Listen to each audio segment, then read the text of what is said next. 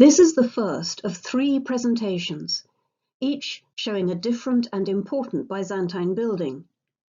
They are special buildings because they are all associated with the emperor or his regent, and this means they have special designs that are especially classically beautiful.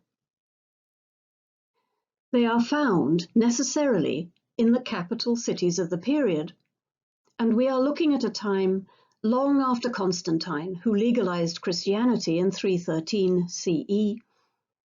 Now, in the 5th and 6th centuries CE, the empire has been divided into eastern and western sections, and it is the eastern section that has the most consolidated power and wealth. So first, let's take a look at the map, and then we'll look at the earliest building.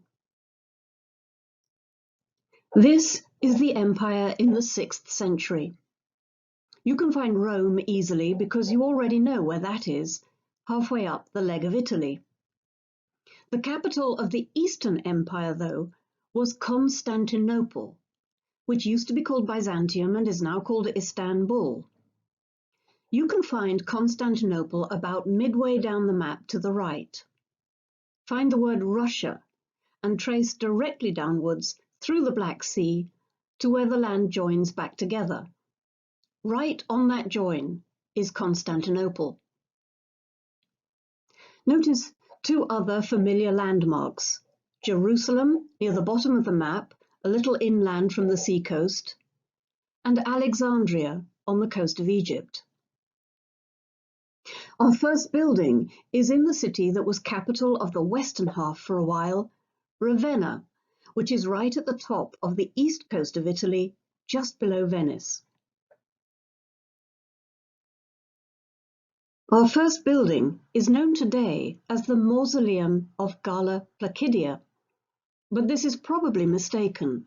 We don't know where she was buried, and this building was intended as a chapel dedicated to St. Lawrence.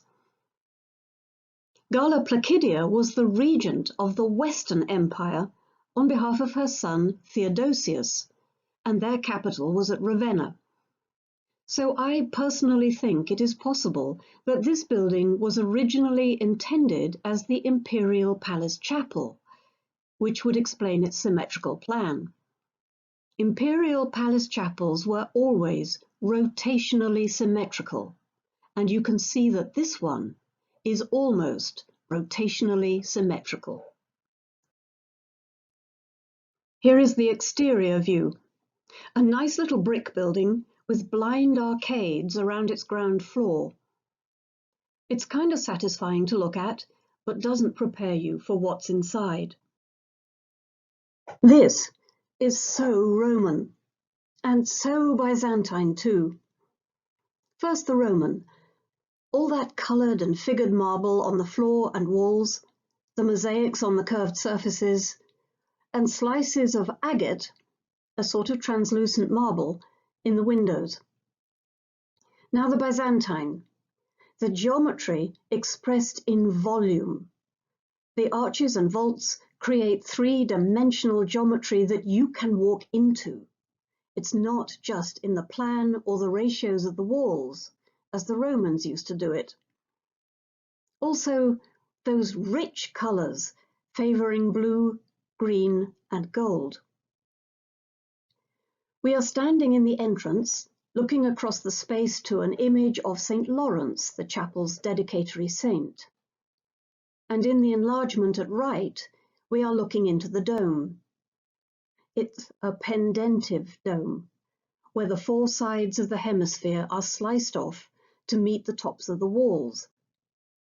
This creates the effect of a fabric canopy held down at 4 corners, and we've seen this before in the Iranian fire temples, the Roman triumphal arches, and the early Christian catacombs. It's a baldaquin, a symbol of absolute power. And just so you can't miss that symbolism, notice all those gold stars in the heavens, the 4 beasts of the apocalypse, which circle around the throne, singing out, "Holy, holy, holy," at the end times.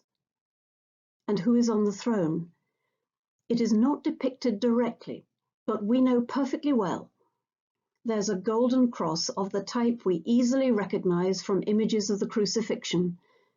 It can only refer to Jesus as Lamb of God, the sacrificial victim who won his irreversible victory over death, so that the dead will rise again and proceed into heaven, praising God. And here is St. Lawrence the deacon, who was one of the first two martyrs. St. Stephen was the first. St. Lawrence conspired to protect and hide the written documents of the church.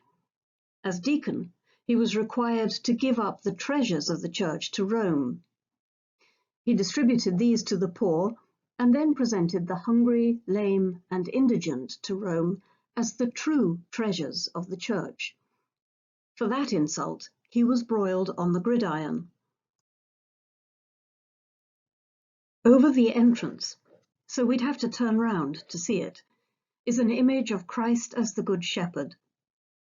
Different from the standing figure we saw in the catacombs, this one, a young man clean-shaven with long hair and wearing gold and purple imperial dress, is Christ as Apollo. Apollo drives the chariot of the sun, and the last emperor who saw himself as the unconquered sun was Constantine, whose statue in the Basilica Nova sat in a similar position. Here he is to remind you. So this little chapel, which is highly symbolic and classically beautiful in every aspect, validates Christianity and the emperor. It didn't have a lot of influence because it was made into a mausoleum, but it is important to show where the ideas started. The next building in the next PowerPoint show is Hagia Sophia, which will show the ideas in their full maturity.